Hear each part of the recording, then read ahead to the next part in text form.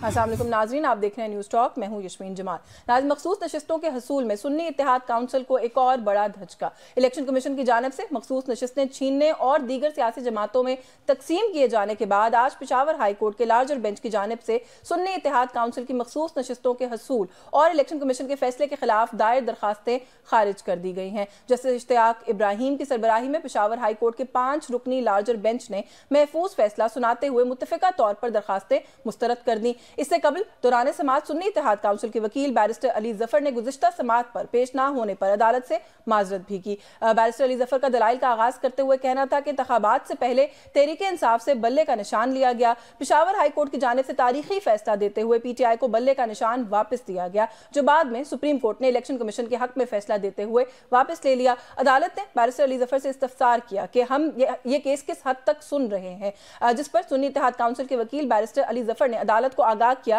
कि अदालत ये केस कौमी असेंबली और खैबर पख्तूनख्वा की मखसूस नशिस्तों की हद तक सुन रही है। बैरिस्टर अली जफर का दलाइल देते हुए मजीद कहना था कि इलेक्शन कमीशन को 6 दरखास्तें मौसूल हुई, जिसमें पहला नुकता ये उठाया गया कि सुन्नी इत्तेहाद काउंसिल सियासी जमात नहीं है। दूसरा, सुन्नी इत्तेहाद काउंसिल ने मखसूस नशिस्तों के हवाले से फहरिस्त फराहम नहीं की। तीसरा नुकता यह था कि अगर मखसूस नशिस्तें सुन्नी इत्तेहाद काउंसिल को नहीं मिलती तो दीगर सियासी जमातों में तकसीम कर दें। लार्जर बेंच में शामिल जस्टिस शकील अहमद ने इस्तफसार किया कि ये बताएं कि अगर इंतखाबात में हिस्सा नहीं लेते तो फिर क्या होगा। जस्टिस इश्तियाक इब्राहिम ने रिमार्क्स देते हुए कहा कि आप बताएं ये नशिस्तें किसी और को क्यों ना दी जाएं। जस्टिस एजाज अनवर ने इस्तफसार किया कि पार्टी ने बरवक्त नशिस्तों की लिस्ट नहीं दी तो फिर क्या होगा। अगर नशिस्तें ज्यादा हों तो इजाफी नशिस्तों के लिए लिस्ट दी जा सकती है। बैरिस्टर अली जफर का कहना था कि बलूचिस्तान अवामी पार्टी यानी बाप ने पहले ऐसा किया है, उनको नशिस्तें दी गई थी, जिस पर जस्टिस एजाज अनवर ने रिमार्क्स दिए कि बाप का हक ज्यादा होता है उनके लिए नशिस्तों को, इसलिए उनको नशिस्तें ज्यादा मिली, जिस पर अदालत में कहके लग गए।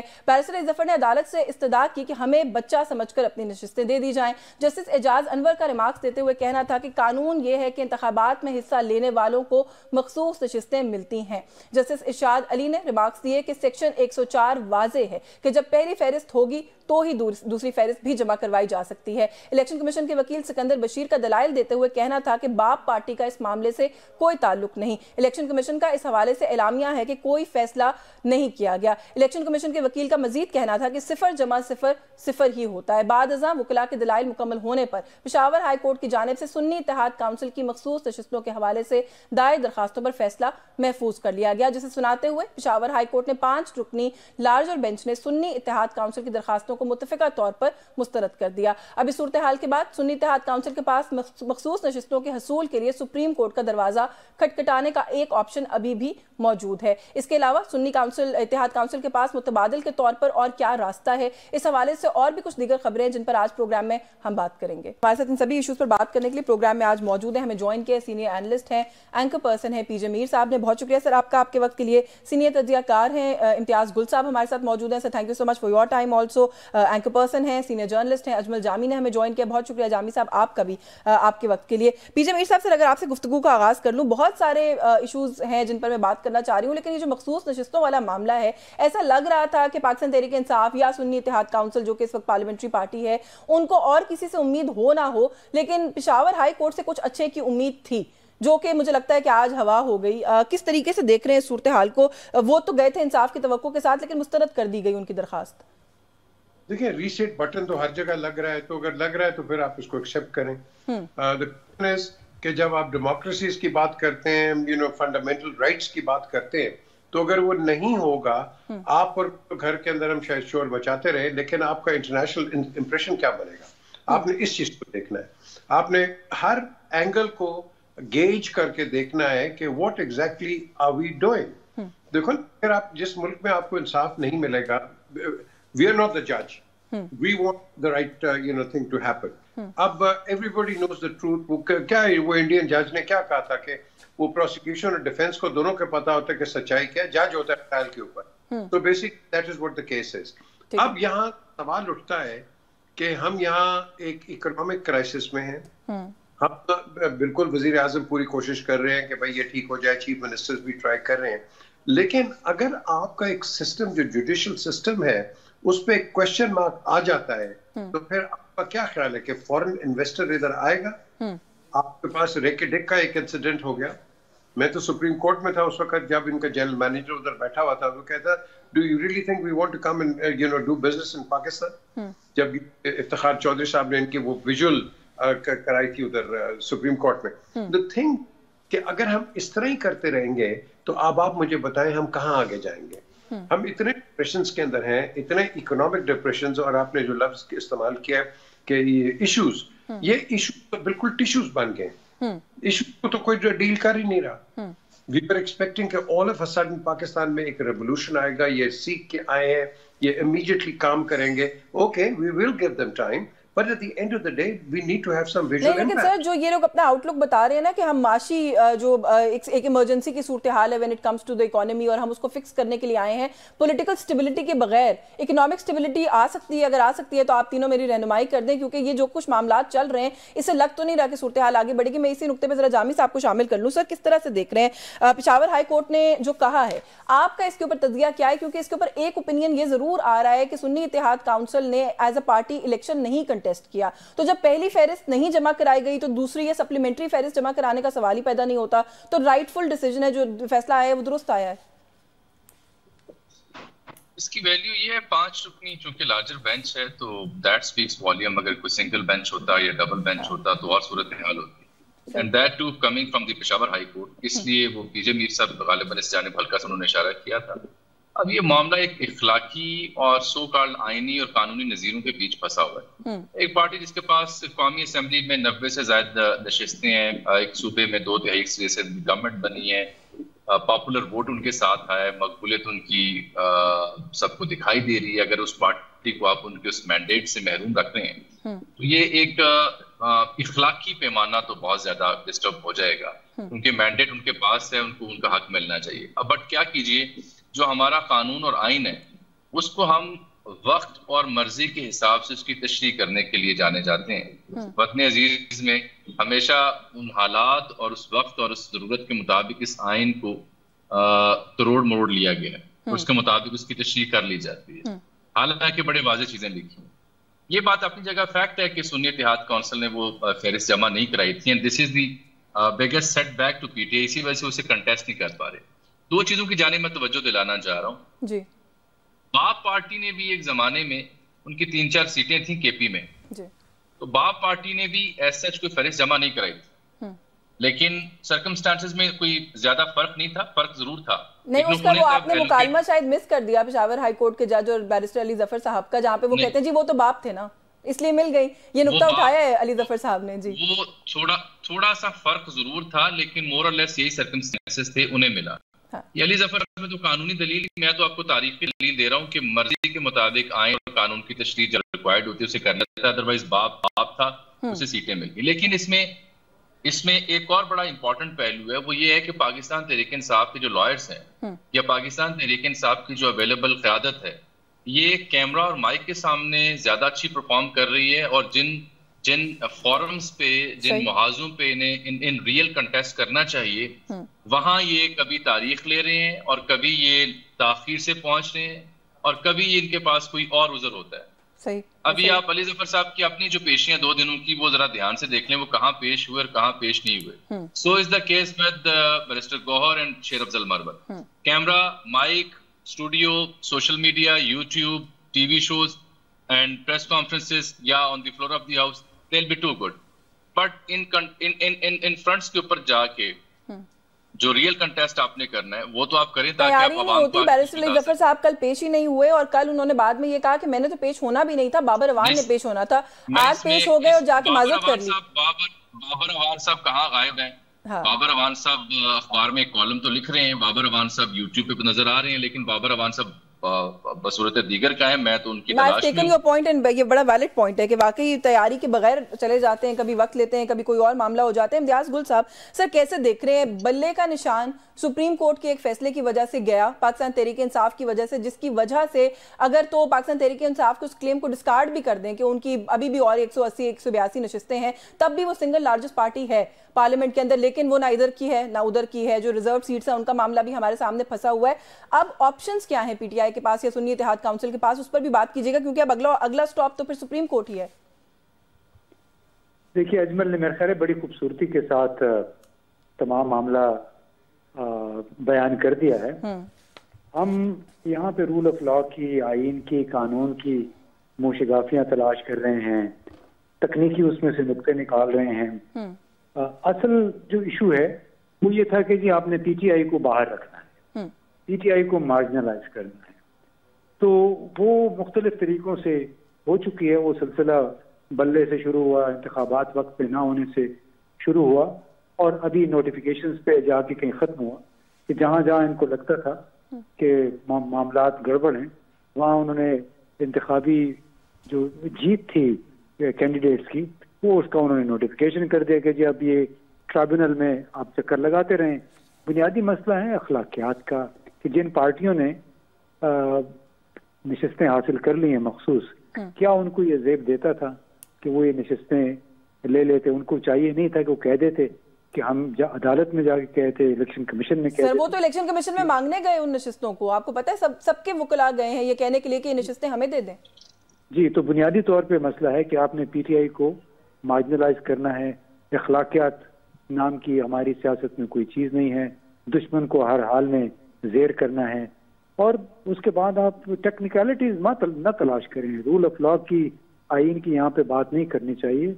सामने दीवार पे लिखा नजर आ रहा है कि जहाँ जहाँ जाएंगे, जहाँ सर टकराएंगे, सर टकराने के सिवाय इन्हें कुछ नहीं मिलेगा, कुछ नहीं मिलेगा। मुझे एक ब्रेक लेनी है, ब्रेक से वापस आकर थोड़ा सा इस इशू पे एक और सवाल करके अगले इशू पर जाएंगे कि जो भी है मामला इस वक्त, अगर ये भी बात ऐसे ही है कि उनको मार्जिनलाइज करने की कोशिश थी, तो फिर भी तैयारी में कमी तो कहीं ना कहीं साबित हुई ना। सुन्नी इत्तेहाद काउंसिल वाकई एक ऐसी जमात है जिसके प्लेटफॉर्म से एक भी कैंडिडेट ने इलेक्शन नहीं लड़ा मुल्क भर में, तो फिर उस जमात का इंतखाब क्यों किया गया? इस पर बात करते हैं इस ब्रेक के बाद। हमारे साथ रहिए जी। वेलकम बैक नाज़रीन। ब्रेक पे जाने से पहले पीजे मीर साहब से जो सवाल छोड़ा था मैंने, सुन्नी इत्तेहाद काउंसिल, पहले एमडब्ल्यूएम का कहा गया, उनका तो फिर भी एक कैंडिडेट थे मेरा ख्याल है जिन्होंने, और वो एक ऐसी पार्टी है जिसके प्लेटफॉर्म से लोगों ने इलेक्शन कंटेस्ट किया। सुन्नी इत्तेहाद काउंसिल के तो सर अपने सरबराह ने आज़ाद हैसियत में इलेक्शन लड़ा। आपको नहीं लगता कि इतनी बड़ी लीगल टीम है जिसको हम सुबह शाम देखते हैं पाकिस्तान तहरीक इंसाफ के लिए बात करने के, वो जामी साहब ने कहा कि माइक के सामने बड़ा अच्छा परफॉर्म करते हैं, वो इतनी छोटी सी बात बारीकी को नहीं समझ सके? आज मैंने बिल्कुल सही बात की है। ये सब परफॉर्मर्स हो गए टेलीविजन के। जब एक आता है इनके पता नहीं कोई बैटरी रिचार्ज हो जाती है, और कोर्ट्स के आगे जाके ये सही तरह अपना वो बयान जो भी इनके आर्गुमेंट्स है वो नहीं देते। एक पाकिस्तान के अंदर, एक पाकिस्तान क्या पूरी दुनिया के अंदर एक कहावत है, where there is a will there is a way. हमारे अंदर एक है, where there is a way there is a way. तो अब रास्ते को ढूंढते हैं एंड देन उसके बाद बनाते हैं। बिल्कुल बड़ी अच्छी बात की है कि भाई हम तो कॉन्स्टिट्यूशन को कहाँ यूज करते हैं, कहाँ अपने कॉन्स्टिट्यूशन याद आ जाता है, और फिर at whim and at our own convenience. So basic constitution की बात आप ना करें। अब आप बात करें मोरालिटी की। क्या हमारे मोरालिटी मौजूद है? क्या वो जो आपके डेकोर है एक दूसरे की मौजूद है कि either we are all entrusted to get into the corridors of power and do nothing. Basically, that is what it is. So basically, अब आपकी political debates भी एक stand still पे हैं। आप जितनी मर्जी arguments दें from A point or B point or C point, those arguments don't mean anything at all. नहीं, वो तो मोरालिटी की भी आप बात करें सर, मोरालिटी पे हमें बात क्या करनी है? मोरालिटी के ऊपर इतना ज्यादा बड़ा कंट्रोवर्शियल इलेक्शन जो इस मुल्क की तारीख में शायद कभी नहीं हुआ होगा, हुआ है इससे पहले कोई तो रहनुमाई कर दें। लोग जो है आके वज़ीर आज़म भी बन रहे हैं, कोalition गवर्नमेंट्स भी बना रहे हैं, वज़ीर आला भी बन रहे हैं, सब कोई मतलब वो परेशानी कोई है नहीं। और फिर सोने पे सुहागा ये जो इम्तियाज गुल साहब बात कर रहे थे कि किसी और जमात के हिस्से की नशिस्तें हासिल करने के लिए इलेक्शन कमीशन भी चले गए हैं। तो मैंने आपको पहले आप ही के शायद प्रोग्राम में मैंने पहले कहा था, these will be the biggest farcical elections, and it's absolutely as straight as anything. और जब आप ऐसे बुनियाद अपनी रखेंगे, किसी और के वोट से आप आएंगे, भाई जिसका मर्जी वोट है, take an honest vote and you'll be contented inside, mentally and morally you'll be contented that you are there to represent. How can I come up with 40 fake votes और दूसरा 10 अगर भी ले जाता है ईमानदारी के vote, at least that's democracy. हमारे अंदर we speak about democracy, we harp about democracy, but we don't. What we have is democracy. और ये जो democracy है, this is basically how we do it. ये आज की बात नहीं करो, all the way through. We are very disturbed people, जब फौज आती है तो हमें जमहूरियत याद आ जाती है, जब जमहूरियत आती है अब हमें फौज याद आ जाती है। कभी कोई किसी कर्टन कवर के पीछे, कोई किसी कर्टन कवर के पीछे। This is what we are doing, we are juggling and playing with the emotions and destinies of our country. How are we going to remove that? I don't know. Very nicely summed up. I think आप बिल्कुल दुरुस्त कह रहे हैं। जब जमहूरियत आती है तो हमें जो है फौज याद आने लग जाती है, जब फौज आ जाती है तो हम कहते हैं हम जमहूरी मुल्क हैं, जमहूरियत कहाँ चली गई। जामी साहब, सर आप लाहौर में हैं, अब वही बात है, मोरालिटी को एक मिनट के लिए साइड पे रख देते हैं। हमें जो सोशल मीडिया पे लग रहा है वो तो लगता है कि लाहौर में इतनी कोई एक्टिविटी है, लाहौर के अंदर तो कोई बाजार ऐसा नहीं है जहाँ पे हाई जो प्रोफाइल विजिट्स हैं और सडन विजिट्स हैं वो ना हो रहे हैं, और ऐसा लगता है कि बड़ी हैंड्स ऑन किस्म की चीफ मिनिस्टर आ गई है पंजाब में। माशाल्लाह जी, पंजाब को मुबारक हो अगर ऐसा है तो। हाँ। काबिल एहतराम है, मोहतरमा मरियम नवाज साहिबा पहली खातून है जो इस मनसब पे फायज हुई, बड़ी एजाज की बात है। सियासी पसंद नापसंद अपनी जगह, लेकिन ऑब्वियसली पोर्टफोलियो में जो उनके एजाज में हिस्से आई हैं उनका तो एहतराम करना पड़ेगा। अलबत्ता अगर बाजारों का दौरा करने से या रमजान बाजार पे छापा मारने से या PAC के किसी बिस्तर पे किसी मरीज की इयादत करने से अगर सिस्टम ठीक हो सकता है तो मेरा ख्याल उन्हें 24 घंटे ये काम करना चाहिए। ये सिस्टम की दुरुस्तगी इन ऑप्टिक्स से नहीं हो सकती। अगेन ये भी ऑप्टिक्स ही हैं, इन ऑप्टिक्स का मकसद भी बेचैन निगाहों को कुछ चैन फराहम करना है जो उनके चाहने वाले हैं। क्योंकि सरे दस्त अगर आप रिलीफ आटे की, चीनी की, घी की, तेल की और दूध की मद में कर सकते हैं, पेट्रोल की मद में कर सकते हैं, तो वो रियल रिलीफ है। रिलीफ छापों से, बाजारों के विजिट से लेकिन आंखों को चैन भी पहुंच रहा है, क्योंकि वो जो छापे भी हैं ऑप्टिक्स के लिए भी हैं, तब भी वो किस तरीके से मैनेज है, सफाइयां हो रही होती हैं, कैमरे अंदर लगे होते हैं, वो अचानक छापा होता है।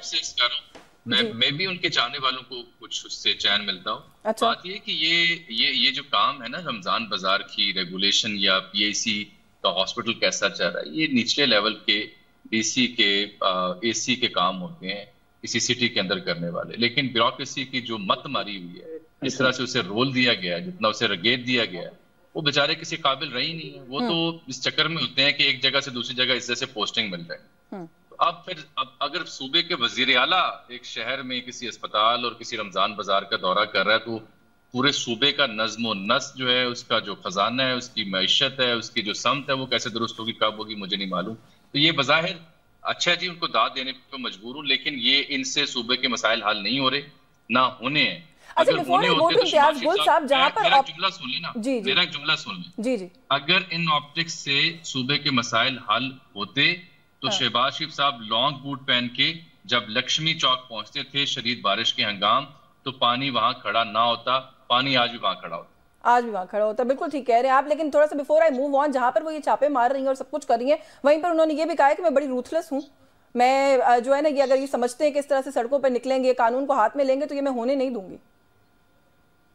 I think chief minister should not be ruthless for anyone, क्योंकि वो पूरे सूबे का वजीर आला है और उसके लिए जो अपोजिशन के चाहने वाले हैं वो भी उसी सूबे की आवाम है। मेरा ख्याल है ये इंतहाई नामुनासिब स्टेटमेंट थी। उन्हें अपने ऐसे लबो लहजे पे गौर करना होगा। अपनी जो उनकी उस्ताद तबा है या जो बॉडी लैंग्वेज है, उसके अंदर भी एक एक्सेप्टेंस लानी होगी, चाहे वो मुखालिफिन के लिए हो या अपने हामियों के लिए हो। अगर तो वो रूथलेस का रूप धारने जा रही हैं तो ये मुआशरा पहले ही बहुत तकसीम का शिकार है।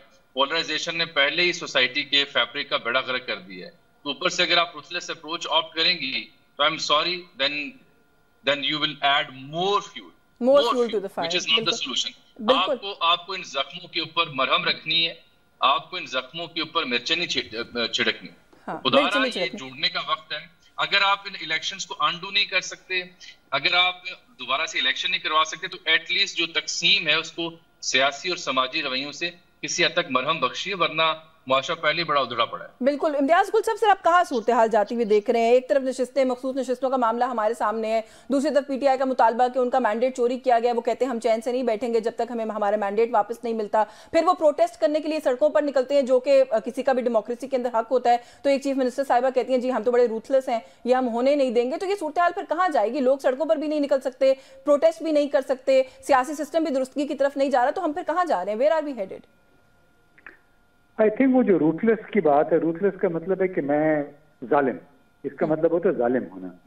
यानी मरियम साहिबा ये कह रही कि मैं बहुत जालिम हूँ। वैसे तो उनका तकब्बुर जो था अभी तक मशहूर था, अभी उनका जुल्म भी फिर मेरा ख्याल है सूबे के अवाम देख लेंगे।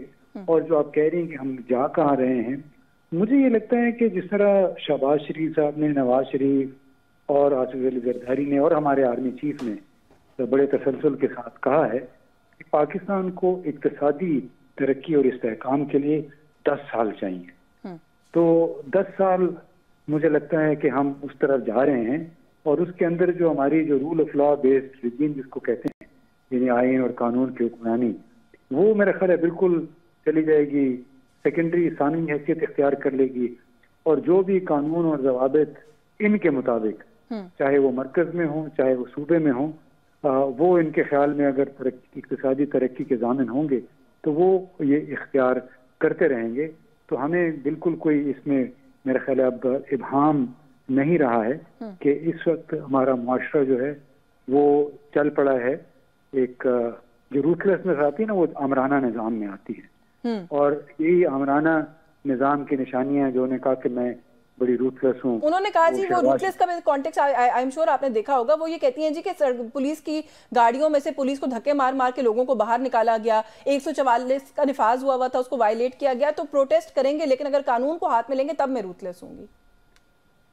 देखें, इस किस्म के अल्फाज का इस्तेमाल ही बड़ी नाजायज बात सही, इसलिए कि जिस पुलिस के कंधे पे आप बैठ के अपने ये छापे मार रहे हैं, जिस पुलिस के जरिए आपने मुखालफिन को ज़ेरबार किया है, उसको आप कहें कि मैं बहुत रूथलेस हूँ, वो तो आपको जूते की नोक पे लिखेंगे। जो ब्यूरोक्रेसी है वो इस तरह नहीं ऑपरेट करती जिस तरह ये चाह रहे हैं। तो हमें दुआ मांगनी चाहिए कि जो ये बातें कह रहे हैं, अब देखें ना, एक छोटी सी मिसाल आपको देता हूँ कि कल वजीर इनके चचा मोहतरम शहबाज शरीफ साहब बतौर वजीर आजम यूटिलिटी स्टोर चले गए।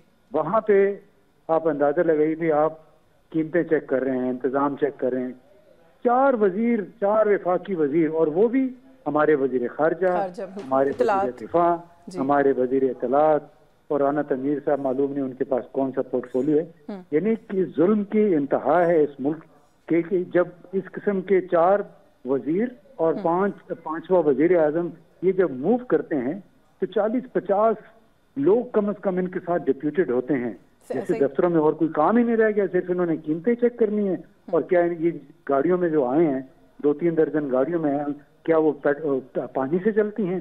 तो ये जो अंदाजे हुक्मरानी है, ये इस मुल्क में चलने वाला नहीं है। जब तक इन्होंने ये तब्दील न किया उस वक्त तक पाकिस्तान के हालात बदलने वाले नहीं है। मुझे ब्रेक लेनी है, ब्रेक से वापस आके कुछ बात करते हैं। अली अमीन गंडापुर साहब जो पहले कहते थे कि फॉर्म 47 के प्राइम मिनिस्टर हैं, 45 के नहीं हैं, उन्होंने मुलाकात कर ली। अब इसकी दोनों एस्पेक्ट्स हैं, एक तो ये कि पाकिस्तान तहरीक इंसाफ के लोग वैसे भी जो मौक़िफ़ लेते हैं उससे पलट जाते हैं, दूसरा ये है कि इसका एक मस्बत पहलू है कि अगर वर्किंग रिलेशनशिप डेवलप हो रहा है तो अच्छी बात है। इस पर बात करते हैं इस ब्रेक के बाद, हमारे साथ रहिए।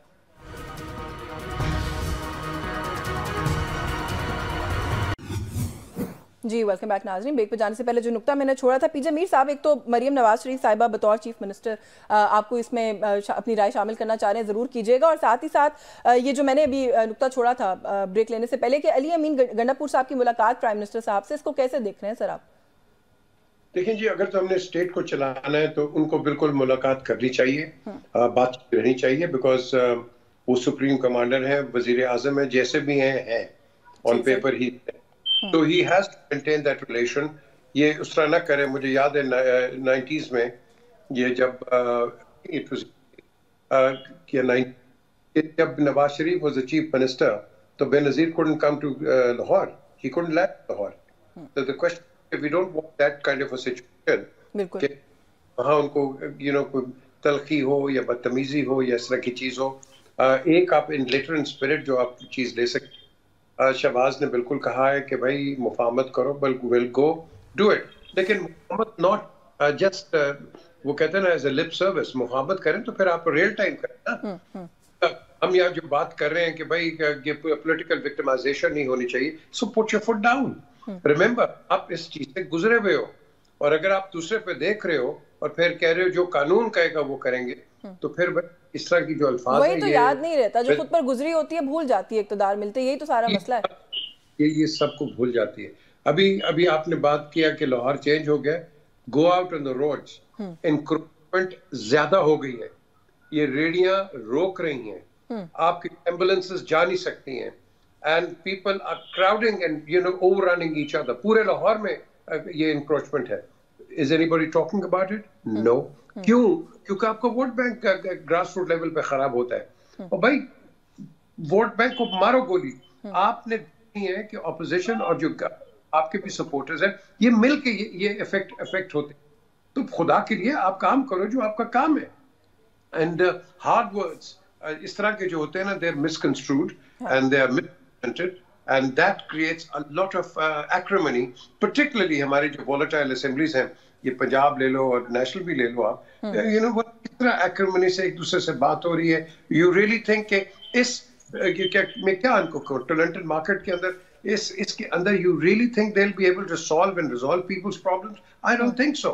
आधा आपका एक दूसरे पे वो तोहमतें लगाने पे लग गया है, एक दूसरे के एक्यूजेशंस है। ये इलेक्शंस प्रोबेबली द मोस्ट आप कह लो कि क्या कहूँ इस इलेक्शंस को, इतने इस पे एक्यूजेशंस एक दूसरे पे लगे हैं, एंड हर किस्म का accusation, and then look at that sitting together, look at that sitting together. So this becomes a joke.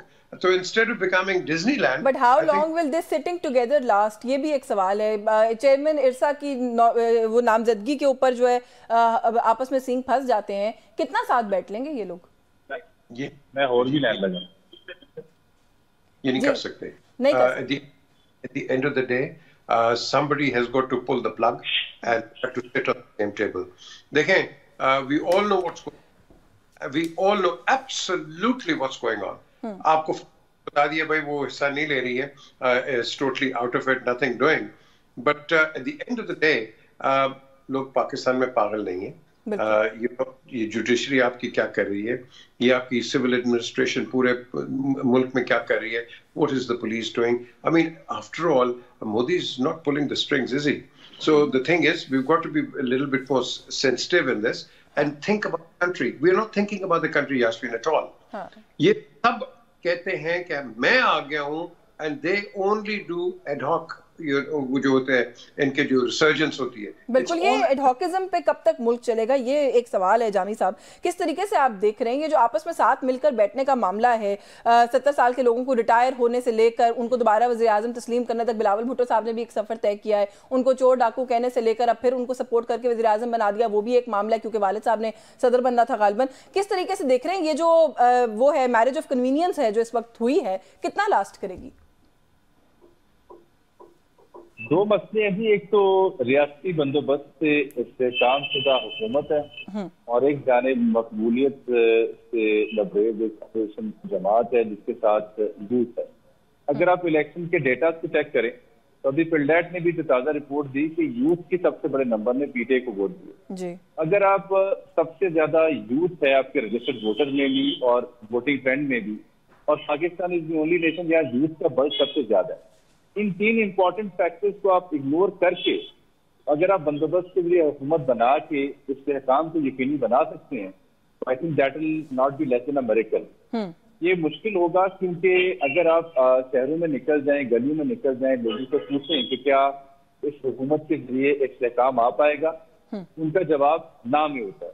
हाँ, अगर 10 साल का कोई प्लान आपने किया है SIFT के प्लेटफॉर्म के नीचे एक अच्छे वज़ीरे खजाना या वज़ीरे दाखिला की सूरत में अगर आप चाहते हैं कि इस बंदोबस्त के जरिए कोई इस्तेहकाम, तो वो इस्तेहकाम उसी सूरत आ सकता है अगर सियासी अफरा तफरी और तकसीम को किसी हद तक कम किया जाए। अगर अली अमीन गंडापुर की मुलाकात जो सबाकी साहब की हुई, ऐसी मजीद मुकालमे और ऐसी मजीद बैठकें अगर होंगी तो उस दर्जा रात में कमी होगी, वगरना ये तकसीम मजीद फैलती जाएगी और ये बेचैनी मजीद बढ़ती जाएगी।